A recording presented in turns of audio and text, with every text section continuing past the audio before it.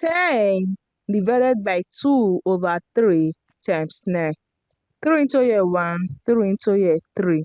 Then we are left with 10 divided by 2 times 3. 10 divided by 2 will give us 5, and we have 5 times 3. 5 times 3 will give us 15. 15 is the wrong answer to this question because according to the operations, division and multiplication have equal priorities. So we have to work from our left to our right, which is we are going to solve our division first before solving our multiplication. Let us solve the right answer to this question. First of all, we are going to solve 10 divided by 2 over 3 using the rule of KCF.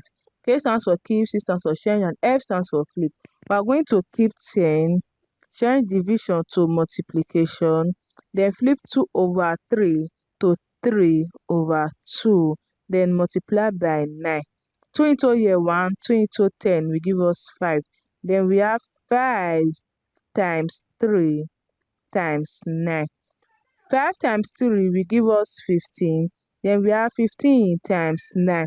15 times 9 will give us 135, which is 135.